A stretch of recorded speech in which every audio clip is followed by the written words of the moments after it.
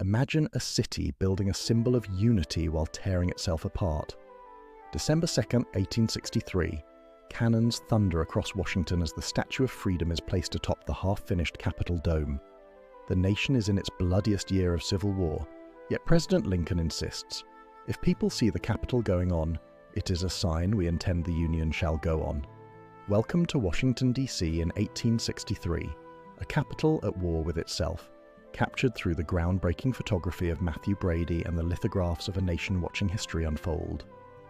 Join us as we bring this pivotal moment back to life using the most advanced AI technology, showing you the world exactly as it was when America's future hung in the balance.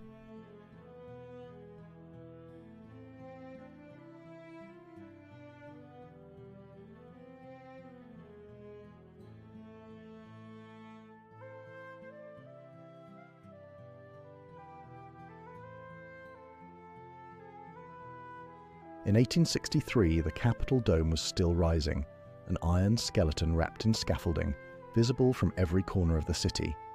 Construction had begun in 1856 under architect Thomas Walter, but when war came in 1861, many urged Lincoln to halt the work.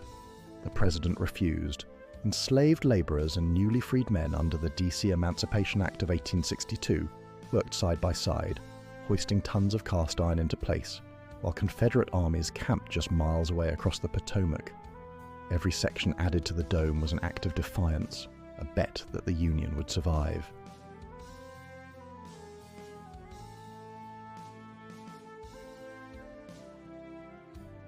When the 19-foot bronze Statue of Freedom finally crowned the dome on December 2nd, artillery batteries stationed around Washington, at Fort Lincoln, Fort Corcoran, and Capitol Hill itself, fired a 35-gun salute. Soldiers and citizens gathered in the cold to watch.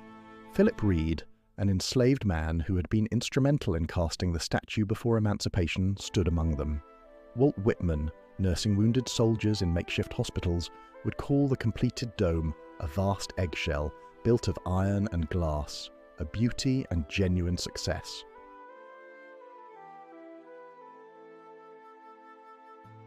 Pennsylvania Avenue connected two centers of power, the Capitol and the White House. In 1863, it was a muddy, unpaved thoroughfare churned by artillery caissons, supply wagons, and endless columns of soldiers. Brady's photography studio at 625 Pennsylvania Avenue became the place every officer, politician, and visiting dignitary wanted their portrait taken.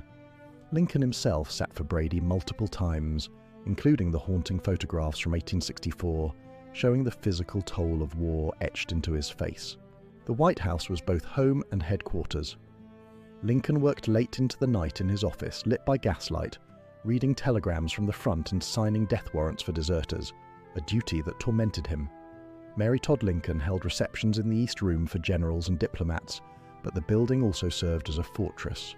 Soldiers camped on the grounds. The unfinished Washington Monument, construction had stopped in 1854 at 152 feet, stood as a stump on the mall, surrounded by cattle pens that supplied beef for the army.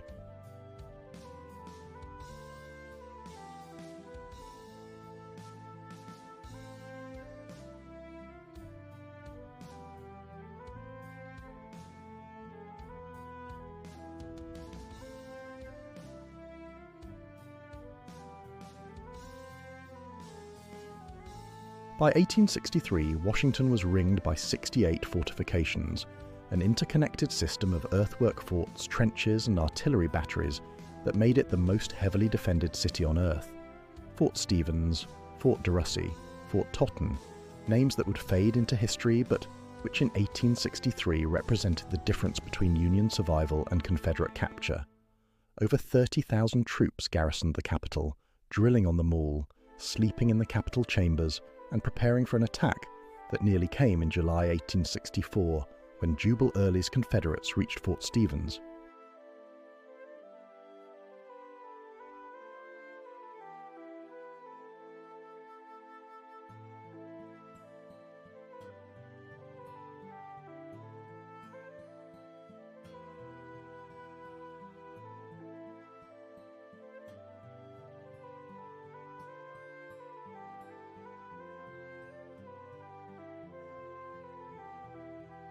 The city's infrastructure buckled under wartime strain.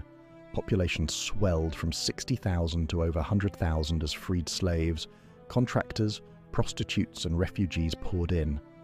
Unpaved streets became rivers of mud.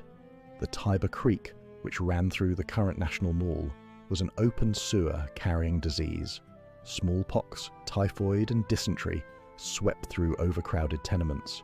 More than 20,000 wounded soldiers filled every available space: the patent office, Smithsonian Castle, churches, even the capital itself became emergency hospitals.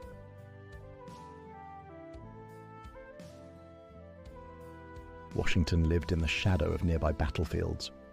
From the Smithsonian Castle's towers, observers could see smoke from battles across the Potomac in Virginia. In July 1861, panicked Union soldiers from Bull Run had streamed back into the city, transforming picnicking spectators' excitement into terror. In 1862, after the Second Battle of Bull Run, thousands of wounded were brought to Washington hospitals. Brady's photographers documented it all, the first war ever captured on camera.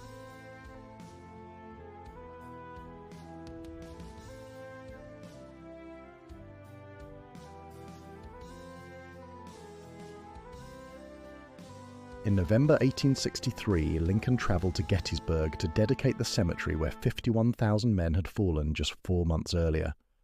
Brady's team, probably photographers Anthony Berger and David Woodbury, had documented the battlefield in July, creating images that shock the nation when displayed in Brady's New York gallery.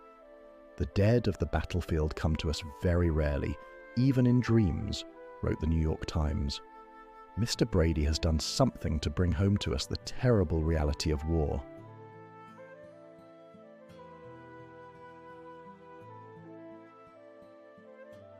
(1863) was the turning point. On January 1st, the Emancipation Proclamation freed enslaved people in Confederate states, transforming the war from preserving the Union to ending slavery. Frederick Douglass, who met with Lincoln in the White House in August 1863, declared it the greatest event of our nation's history. Thousands of freed slaves fled to Washington, settling in contraband camps where the federal government struggled to provide food, shelter, and protection. By December 1863, when the Statue of Freedom crowned the Capitol, the Union's future looked brighter. Gettysburg and Vicksburg had turned the tide. The dome's completion symbolized more than architectural achievement. It represented Lincoln's vision of an indivisible nation, paradoxically forged through division. Brady's photographs documented it all: the mud and the monuments, the wounded and the powerful, the enslaved becoming free under a dome built partly by their labor.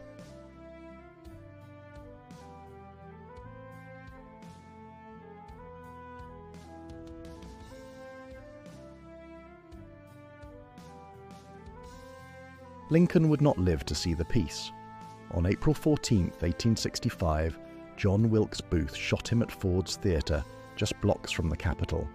His body lay in state beneath the dome he had insisted on finishing, as thousands filed past to mourn the man who had held the Union together through its darkest hour.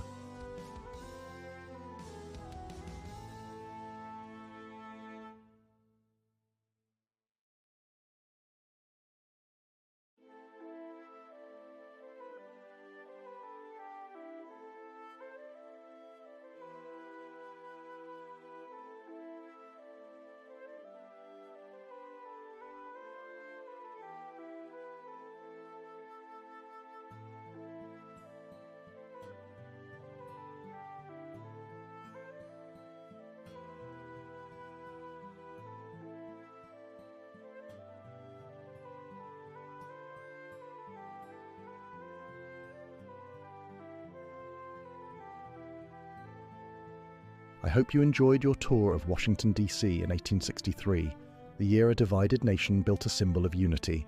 Thank you for watching, and please subscribe for future videos.